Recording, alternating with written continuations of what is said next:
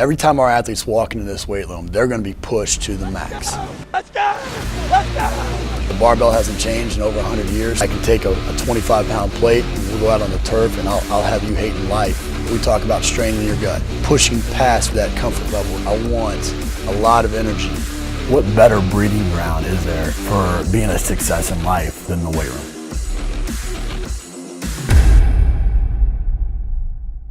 Hey guys, welcome back to Iron Game Chalk Talk. I'm your host, Ron McKeefery, and this is episode number 275. I want to thank you guys for listening each week. Truly appreciate those of you that like, share, comment. Just helps me continue to highlight the great people we have in our profession. Also want to thank our sponsors, and specifically VersaPoint, for bringing this episode to you for free. I only partner with companies that I believe in both the people and the product, and they have both great people and a fantastic product. So if you're in the market, please reach out to them. If not, please let them know how much you appreciate them being part of the show. This week, I'm joined by Zach Dechant.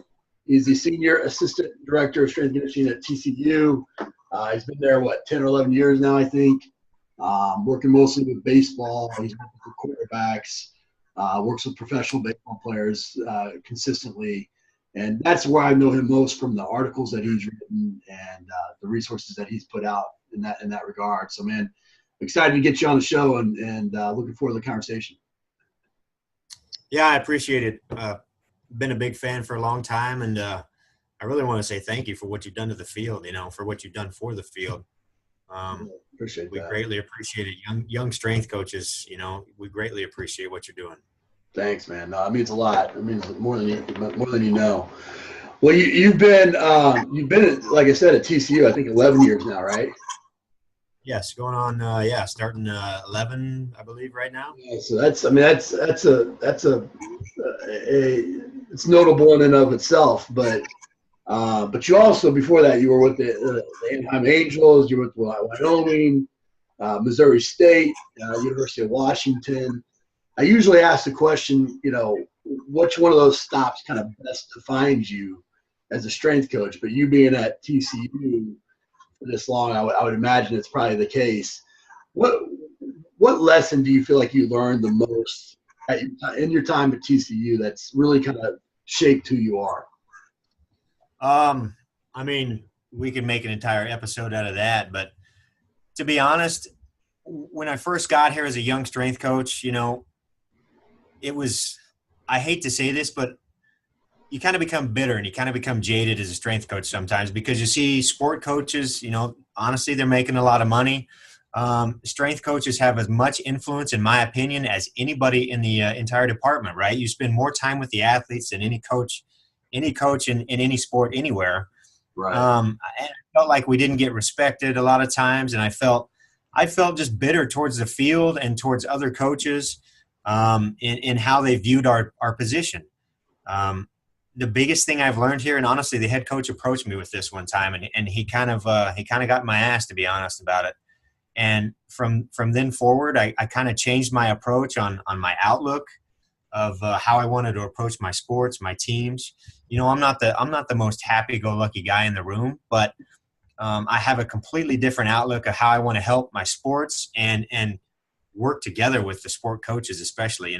We as strength coaches have trouble sometimes. A sport coach wants to do something and you might not agree with it. We all know the problem with running multiple miles for conditioning tests and things like that with sports that are very alactic or whatever. But Right. it was breaking down that barrier of being bitter and having it out towards everybody else, because we were kind of low paid sometimes and underappreciated, and just trying to help develop my team, communicate with the coaches, and honestly build a bigger brand so they appreciated what we actually do for them. Great. I would think that's excellent advice. And you're always bigger outside of your zip code, and so if you can build somewhat of a brand, a lot of times those coaches will jump on that. Your athletes will jump on that, and they'll be excited about it, as opposed to you're just another face that's in the weight room this year. So I agree with that. You've ran an internship program for quite some time as well. What's one of the biggest mistakes that you see young coaches make in the profession?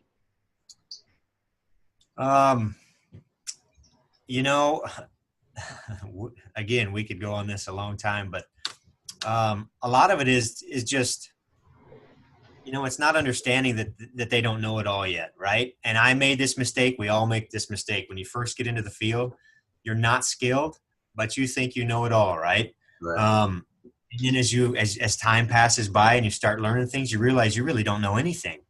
And then as you become an expert in the field, you look back and all the stuff that you've learned, you realize that you didn't know anything. You had no idea what you were doing at first. And that's one of the things with interns is that they come in and sometimes they're very hesitant to learn because they think they already know it all. Right. That might be one of the big and then learning how to coach, learning how to coach on the floor. It's easy to teach kids to write programs. It's easy to teach kids how to, do stuff on paper and theory and all this. But actually coaching and gaining a repertoire with the athletes, that's where some of the difficulty really comes in for some of these kids. Yeah, that's really the job. The X's and O's is the easy part. The hard part is getting them to buy into you, buy into the program, show up with the right culture each day. That's the tough part. Yeah, exactly. You speak pretty regularly on a couple of topics, but one of which is the foundation program that you have for your incoming athletes. What makes your foundation program unique, or maybe a little bit different than what some other schools might be doing? Well, for us, what it is every one of our developmental athletes, so that's all of our incoming, junior college, freshmen, every one of our athletes goes into this developmental program. It's our foundation program. And we're teaching them the basic movements that we need them to learn to be competent in, to be a successful athlete, not only in the weight room, but on the field. So it's based around our big 5 patterns. Our number 1 pattern is a squat pattern. Number 2, a hip hinge. We've got an upper body pull and a push. And then a stability core, front and back side, lateral.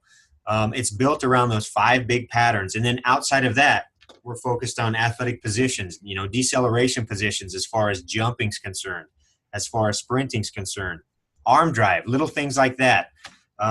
It's built around the basics, right? We're trying to build that foundation so that we can advance them throughout their career, because so many of these kids have never been taught the basics.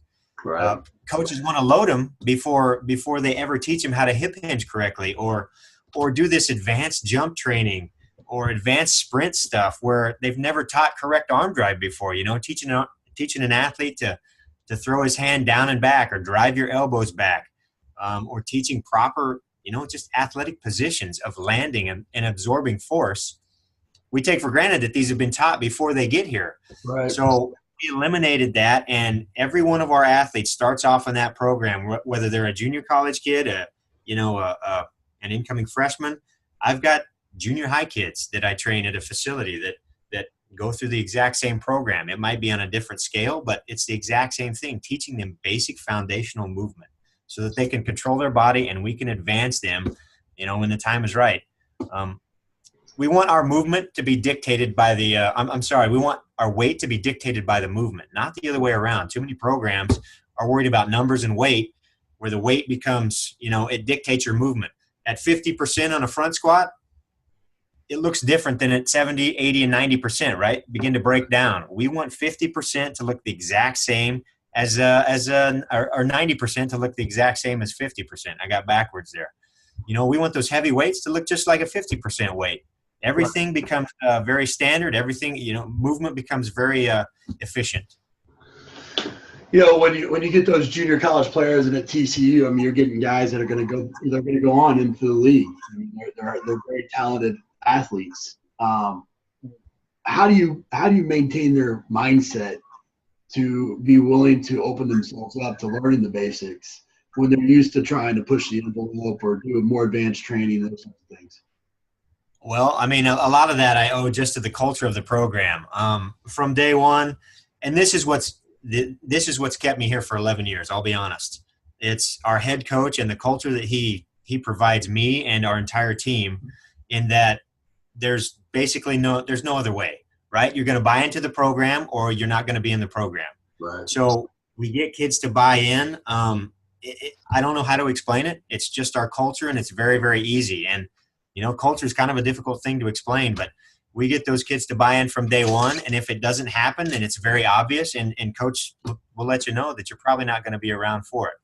So that foundation program for us lasts anywhere from 8 to 12 weeks, basically. 4 weeks in the summer, and then we bring them in and work on another 4+ weeks, kind of depending on how our spring schedule works out. But we've really never had too much of a problem with the buy-in.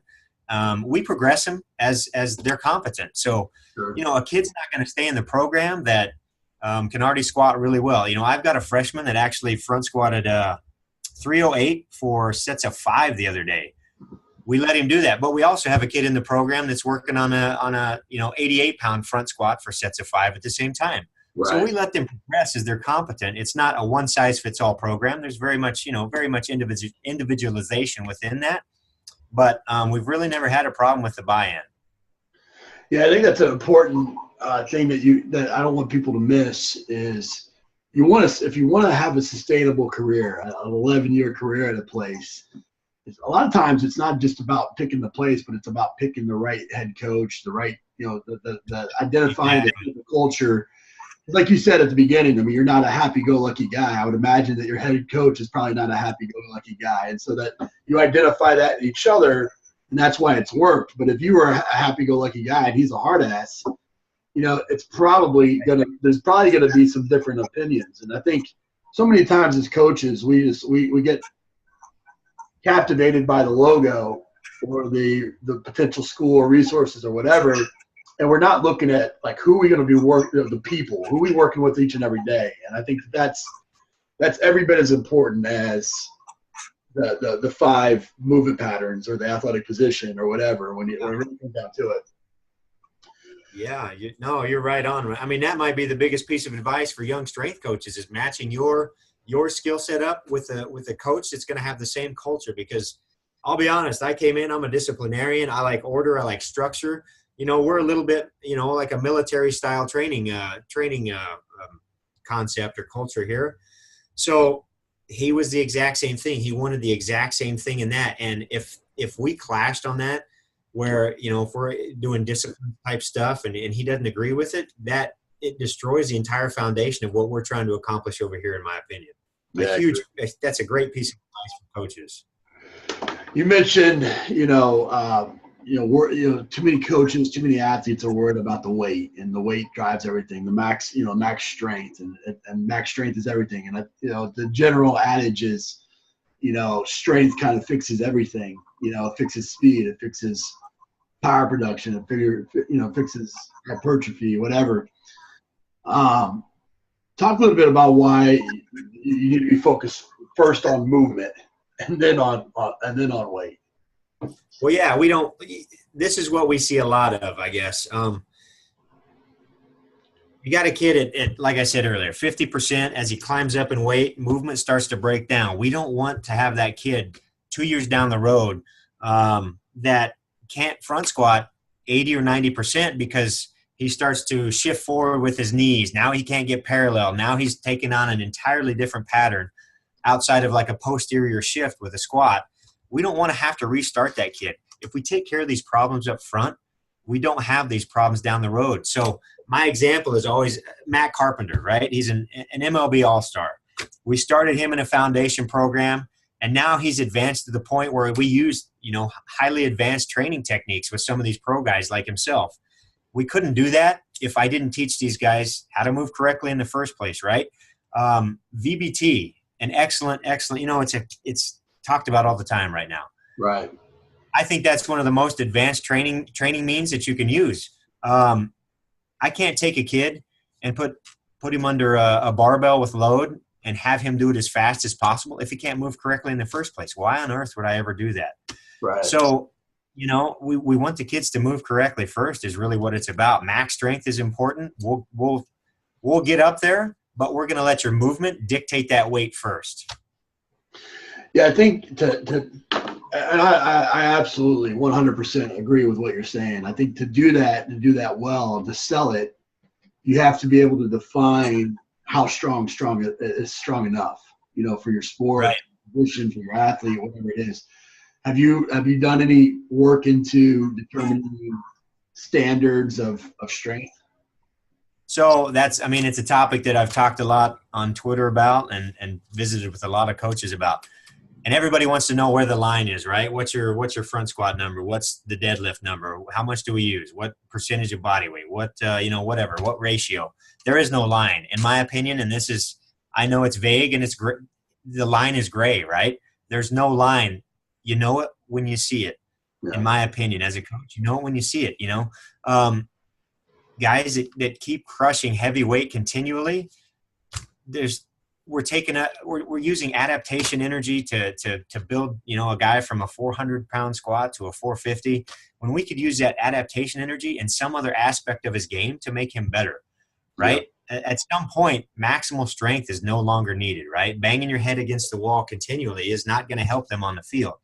And I saw it when I was a player. I thought maximal strength was the only way. So, 550, let's go up to 600. 600, let's go up to 650. The entire time, 40s are getting slower. Vertical jumps are going down. But I thought, well, let's just get stronger. That'll take care of it. I didn't realize as a young coach and honestly as an athlete that was the case. But now you kind of know it when you see it, in my opinion. And so I can tell when an athlete has hit a number that we don't need to train maximal strength anymore. We're going to transition over into more advanced training means, whether, we might use some triphasic things and a French contrast in there. We might go into velocity-based development or velocity-based training. But we will advance them after they hit that point. Yeah, I heard one of the things that Pat Ivey and Ryan Mann and those guys did at Missouri that I really liked was, they had set some standards, and I agree with you. You see it, you know it as a coach.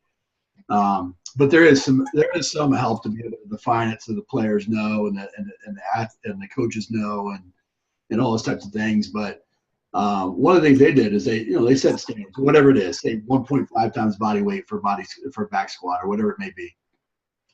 And once their athletes were able to reach that, then they set a weight, and that became their weight. That now it was all velocity-based training based. How fast could you move that way?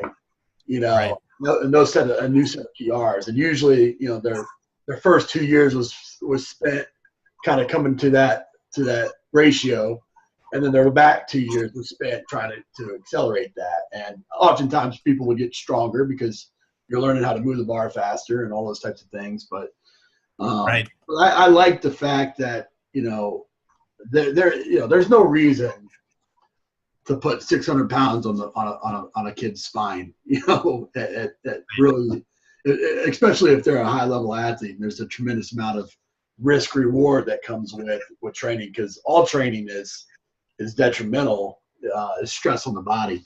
So I agree with that 100%. Go ahead. Yeah. No, I was just going to say, I actually love what they do. I went to school with Brian, so we went to Missouri State together actually. So I'm close with Brian. And I love what they do, putting numbers on it. The reason I don't really put numbers on it is because, you might have a kid in baseball. We might have a kid be in the program 3 years, right? You might have a program or a kid be in the program for 5 years. They might not reach that number in 5 years, but I can tell at some point doing more maximal strength work, it isn't the answer. That we have to be able to transfer something to the field. And so that's where we'll actually get into a little bit of some of Bondarchuk's principles as far as skill development and transfer, and stop worrying about, I guess, weight so much. But, it's hard for me to put numbers on it is really, I guess, what I'm getting at. Yeah, I definitely. You talked a little bit about your internship program, and you've been running, I think, like I said, 11 years, 30-something, classes. Running an internship program was something that I've done for a long time, and put a lot of effort and time into it. For coaches that are listening that are maybe their internship coordinator, maybe they're wanting to run an internship program, what's a couple key things for success of that program? Well, to me, I think it's building a curriculum around it, right? I didn't want kids to come in here and clean the weight room, that be their only job, picking up towels, cleaning the weight room, stocking the muscle milk. That's not how you develop a coach. So for us, it was developing a curriculum around that so that they can actually learn. So we can send out competent coaches into the field of strength and conditioning, instead of sending out a guy that knows how to mop and sweep, because it doesn't help our field if these kids have no idea how to coach, have no idea, what they're doing, what periodization is, any of these concepts that are essential to our position.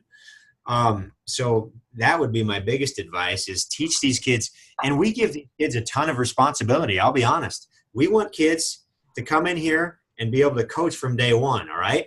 Even if you can't coach, we're going to throw you into the fire and you're going to learn how to coach, because that's the only way it's going to happen. But yeah, that would be my biggest piece of advice is try to develop coaches.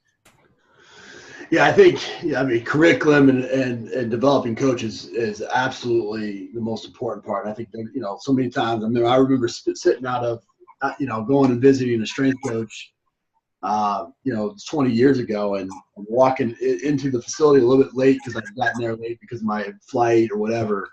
And all 4 interns were sitting in the hallway while the group was lifting, and they were waiting to go in to stock the fridge for Gatorades.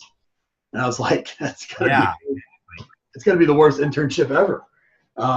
But yeah, I would say hear horror stories just like that all the time.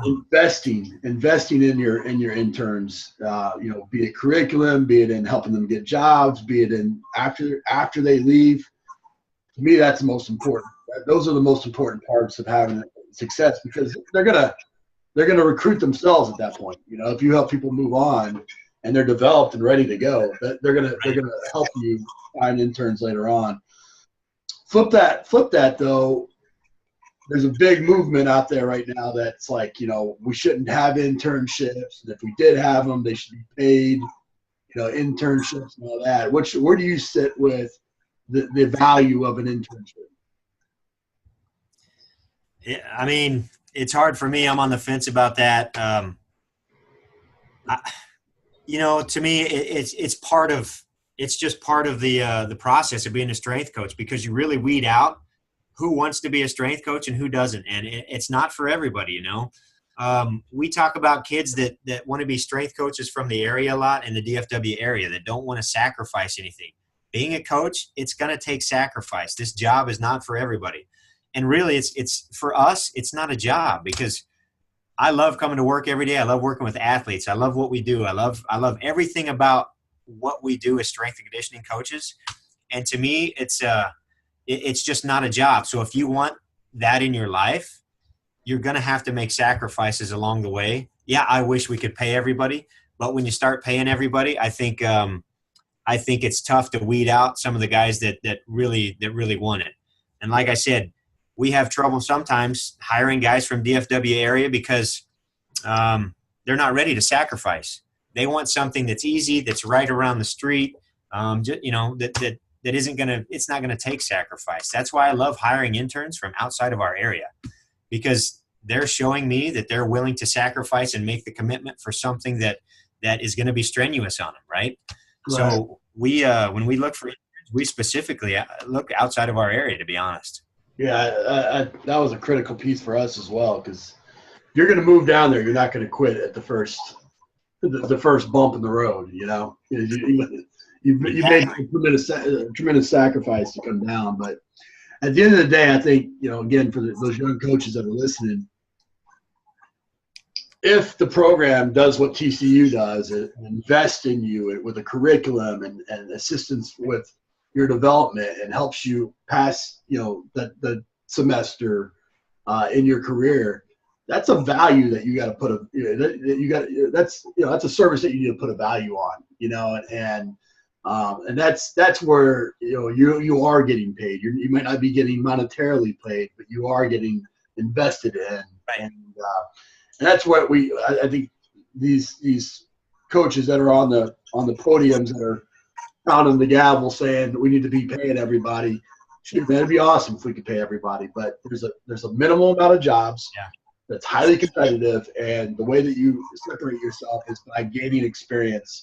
And the only way to do that is to find opportunities. And it's on the onus of the coach to find opportunities where they feel like they're gaining that type of value. Right. And then it's on us too to provide a service that is valuable. And I know you guys are doing that. Well, man, we end the show with some resources here. Give us the best piece of coaching advice you ever received. You know, my favorite quote is, you're either coaching it or allowing it, right? If it's happening in your weight room, you're either coaching it or allowing it. If somebody's not squatting where you want them to squat or doing something that you don't want to happen, you're basically allowing it, right? So coach it or allow it. It's one of those two things. Yeah, great piece. What about a book, app, and website recommendation?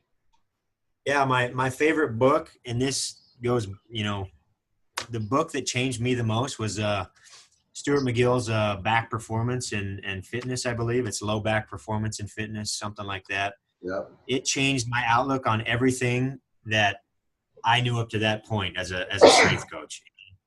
I developed a lot of the principles in that foundation program. I developed those around some of what Stuart McGill talks about with the spine and the hips and the core, and it changed my entire outlook on my philosophy. App has got to be a camera. The camera to me is valuable in that, especially in baseball with a lot of skill development stuff, looking at movement patterns and things like that. We slow stuff down and use the whatever it is, the slow motion filter a ton. The camera is the number one thing for me. And not only that, but I use it in the weight room a lot to show athletes what they're doing wrong, because if they can't see themselves, that's one way to coach, is having an athlete look at what they're doing wrong, and then the light bulb goes off. Instead of me trying to talk him through it or giving cues, I say, hey, look, you're not getting back to your heels, you're not driving this right knee out, whatever the case is. And I can show them instantly, and they say, oh, okay, yeah, I didn't realize I was doing that. So the camera's that for me. And then website, what I love right now is Altus's website. I think Altus has a ton of information. I think they're doing great things, putting out information for young strength coaches. It's altus.world, I believe. But Stuart McGill and Dan Paff and those guys out there, I think, are doing a tremendous job. Honestly, kind of along the same lines that Al did when he was with the Chicago Bulls. He would bring Charlie Francis in. He would bring just names from everywhere in the world in to learn from them. And that's a little bit of what Altus is doing with their whatever programs they have every couple of months out there, where they bring strength coaches in and different guys in to present to coaches, therapists, everything. Yeah, no, they do a fantastic job. Well, man, like I said at the beginning, I really appreciate the way that you approach your work. I think it's, you've done, being in one place for 11 years speaks volumes about who you are as a person, as well as a coach, that you're invested in the athletes first and foremost. And that's evident by, putting together things like the foundation program and stressing movement, and their health is your primary concern. And then to turn around and to work in a competitive landscape like strength and conditioning and be there for 11 years, that means that you're able to work with your peers and your administration, and speaks volumes as well. So I appreciate who you are, how you do it, and coming on the show, man. Hey, if you would have asked me 11 years ago if I thought I'd be here more than 2 or 3, I would have said no chance, right? But it sucks you in, and it's been a blessing. And I appreciate you having me on. It was really, really an honor. So thank you for everything. That's it for this episode of Iron Game Chalk Talk. Thanks to this week's guest as well as our sponsors for bringing this episode to you for free. Make sure to check out ronmckeefery.com, where you can join our mailing list, find the show notes, including all the links and resources mentioned, and information about Coach McKeefery's other products. While you are there, please join Coach McKeefery in the comments section thanking our guest for sharing. If you haven't subscribed to Iron Game Chalk Talk on YouTube or iTunes yet, make sure to do so. Comments, ratings, and reviews are always welcome. Coach McKeefery can be found on Twitter at @RMcKeefery, on Facebook and YouTube at /Ron.McKeefery. That's it for this week. Be sure to check back next week for another great episode of Iron Game Chalk Talk.